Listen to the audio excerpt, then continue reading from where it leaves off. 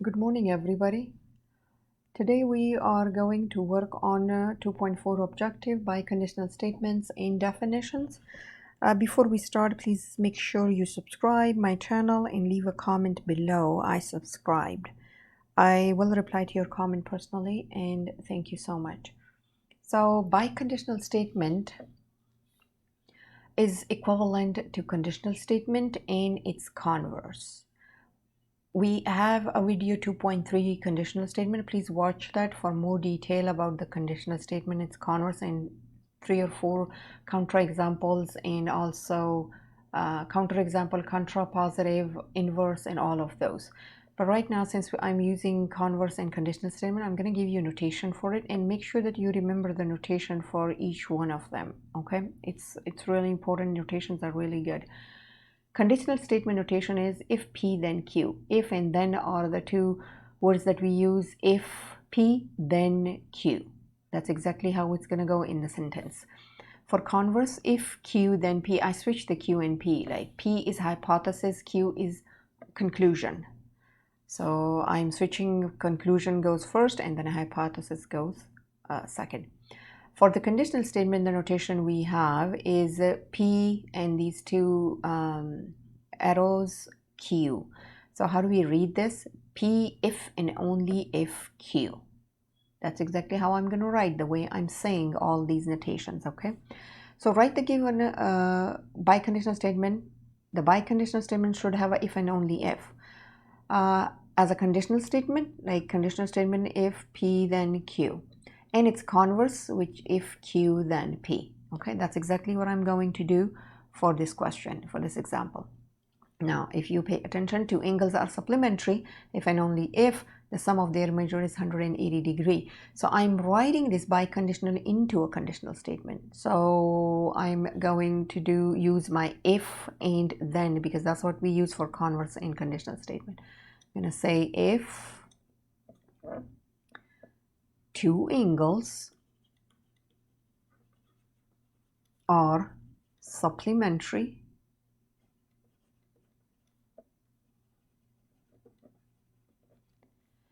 I'm not using this because that was biconditional, remember? Then comma, I'm going to use then, that's my P. This is P, okay? That's P. Then the sum of their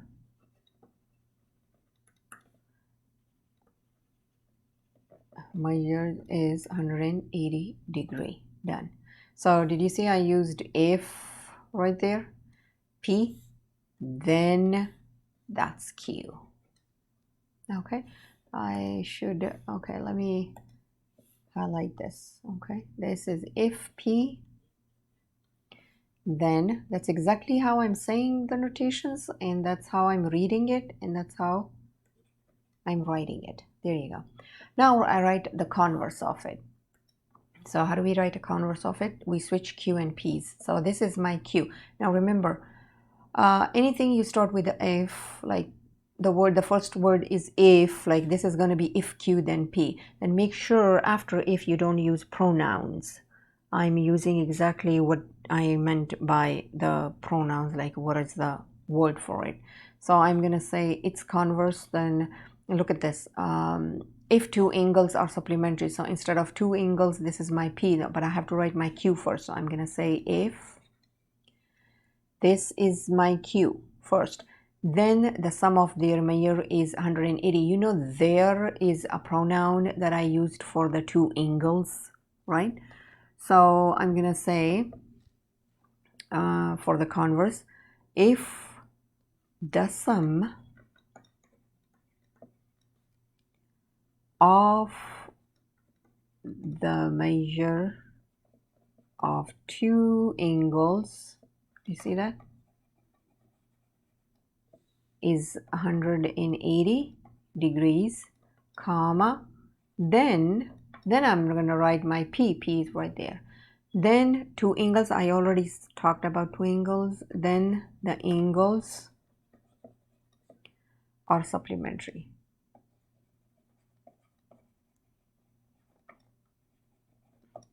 Yeah, so that's my Q and P, that I switch them. Okay, let's go for this example. A true conditional statement is given. First, if closed figure is a triangle, if a closed figure is a triangle, then it has three sides. If you check, that's a conditional statement, and that's what exactly they said. That's a conditional statement, right? This is P, and that's a Q. Then, if P, then Q. Write the converse of the conditional statement. So here is the, I'm gonna draw a line here so we don't mess up. This is A, part A. Write the converse of the conditional statement. Now converse was, if you guys remember, it was Q then P, right? So I'm switching this, and make sure for the pronoun after if, I have to use whatever this pronoun means, like closed figure in this case. So I'm gonna say if, instead of it, I'm gonna say a closed figure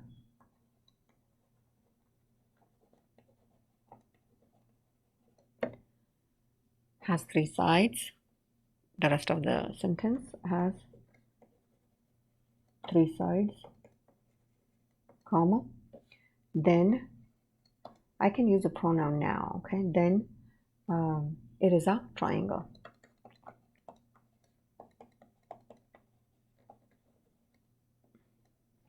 Okay, part B. Decide whether the converse statement is true or false. So read the converse. If a closed figure has three sides, for example, that's a closed figure, and it has three sides, it is a triangle. Anytime you have a closed figure and you have three sides, it has to be triangle. So yeah, that's true. Part C. If the converse statement is true, which is true in this case, write a true biconditional statement. Okay, if it's not true, it's false, then write a counterexample. I'm not doing that one. I'm not doing this portion because our converse is true. So for writing a true conditional state, biconditional, which is if and only if, I have to go back and see my conditional statement. Don't change the converse into biconditional, okay? You have to change the conditional statement, which was in the beginning they gave us, this one. So I'm changing this into biconditional. You know, biconditional means, how do we say that? I'm going to write there, okay? P, if and only if, Q. So what is P? P is right there. A closed figure is a triangle. I'm not using if because, you know, the way I read the biconditional, it says P. I never said if P. P, if and only if, in the middle, Q. So P is a closed figure is a triangle. So I'm going to write that. A closed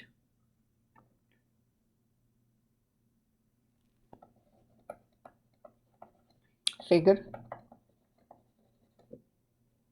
is a triangle.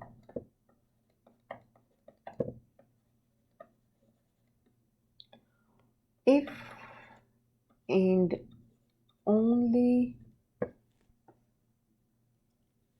if Q, what is Q? Q was, it has three sides, and that's exactly what I'm going to say. It has three sides. Done. Okay, let's try another example. A true conditional statement is given. If x equal 5, then x squared equal 25. And this is true. When I square the 5, I'm going to get 25 anyway, right? So they said write the converse of the conditional statement. So I'm going to write the converse of it, part A. Converse was if Q, then P, right? And this is P, and that's Q. So let's do it. If x squared equal 25, which is a Q, then P x equal 5. Part B, decide whether the converse statement is true or false. So you guys tell me if it's true or false. Look at this. I said x equal 5, right? And x squared equal 25. So if x squared 25, like for example, I'm going to give you up here the example. If x squared is equal 25, How do I get the x? I'm going to square root it, right? Because square and square root are opposite operation. They cancel out. And 25 is a perfect square and I got 5.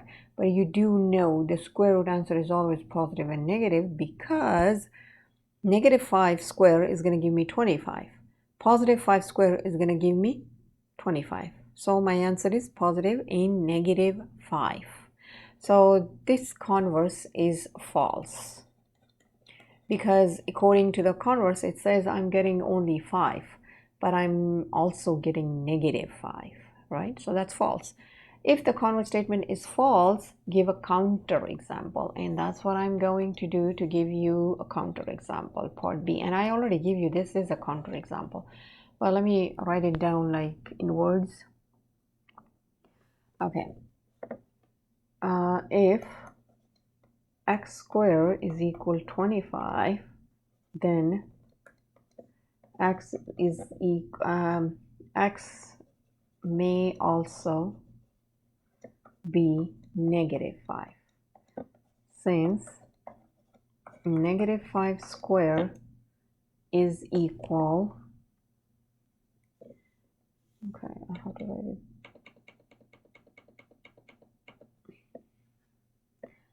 since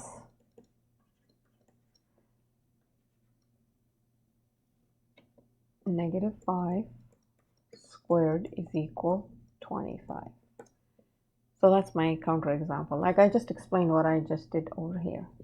Okay, let me do another example, which is right there. And according to this example, multiple choice, which of the following is a good definition?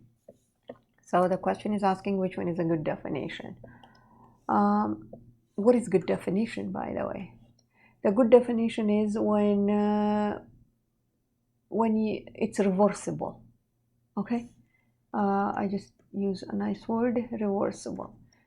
Okay, let me do the examples, what I mean by this. I'm going to explain part A, and then we can figure it out which one is the really the good definition. A fish is an animal that swims.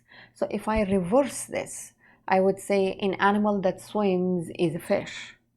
But not only fish can swim, other animals also can swim, right? So the reversible is not okay. Like I said, animal that swims is fish. So I'm saying that every animal that swims is a fish. It's not something else. But you know that's wrong. That's not true. So I can say not reversible. This choice is not reversible. And a counterexample could be whale, right? Is an animal that can swim, that swims, but it is a mammal.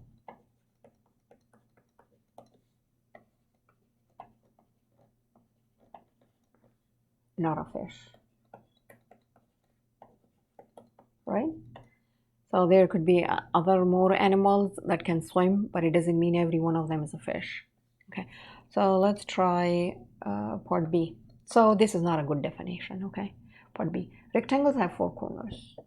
I know rectangle is like, that's a rectangle, right? And it has 4 corners. So do you think if I do the reverse, like I say, every 4 corner shape is a rectangle? What if I have something like this, right? This is also 4 corners, 1, 2, 3, 4, but it's not a rectangle. I can also make 1, 2, 3, and 4. This is not a rectangle either, it's a trapezoid. Do you see that? So reversible is not okay, it's not reversible, because rectangle has to be 90-degree each corner. If you do not have 90-degree all the corners, then it's not a rectangle. So they are not specifying about the corners part, right? So you can say corners not clearly is not clearly defined. Corners is not clearly defined.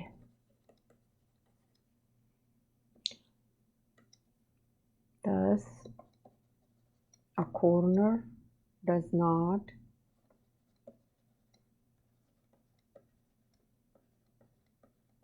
necessarily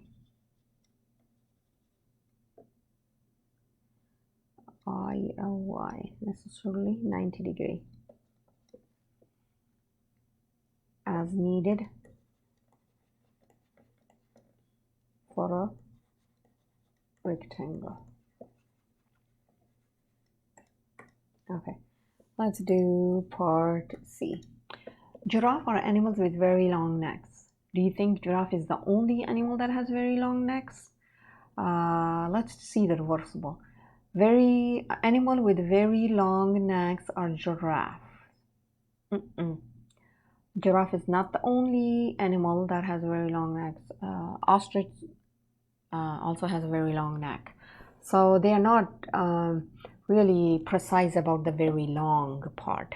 So I'm going to say very long is not precise. And the reversible is not okay in this case too. It's not reversible. So is not reversible. So far we did, they're all not reversible, okay? Because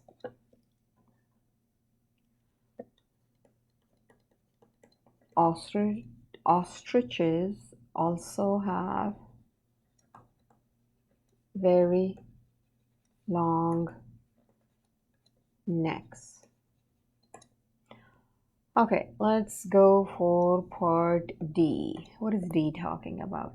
A penny is a coin worth 1 cent. So check the reversible. I check the reversible for every good definition, okay? So if I say a coin worth 1 cent is a penny, true. So the reversible is also true. Reversible is good and it is reversible. So that's a, you can just say it is a reversible. Reversible. So it's a good definition. So our answer for that multiple choice is D. Anything that is reversible is a good definition. Okay, let's try this one. Now we have determine whether or not the following definition is a good one. To do so, attempt to write it as a true biconditional statement. So first of all, let's do the way we did reversible and not reversible if this is a good definition, and then we will do the true biconditional statement, which means I'm gonna get a conditional statement and I'll do the converse of it. If both of them are true, then it's a true biconditional statement. Okay, they want a long process, but let's read this. A right angle is an angle that measures 90 degree. Let's do reversible. Any angle that measures 90 degree is right angle. True. So reversible is good, which means it is a good definition. But the way they are asking me, I'm going to do that way. To do so, attempt to write it as a true biconditional statement. For true biconditional statement, first we have to figure it out if the conditional statement is true. So let's do the conditional statement.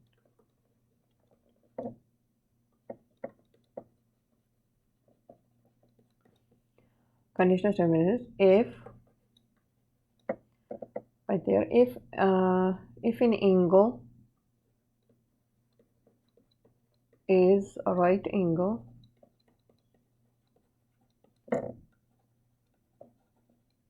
comma, then it measures 90 degree. Okay, so that's a conditional statement and it is true. Now let's do the converse.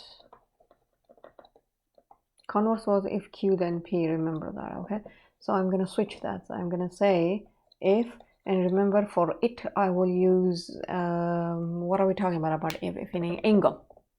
It means angle, that's a pronoun that we use. If in angle, after if don't use pronoun, okay? If an angle measures 90 degree, then it is a right angle. Then it is a right angle. Right, and it is a right angle, yes. And this is true. That's true. That one is also true. So if both of them are true, then I can write a true biconditional statement. So let's write biconditional statement here. So biconditional is biconditional.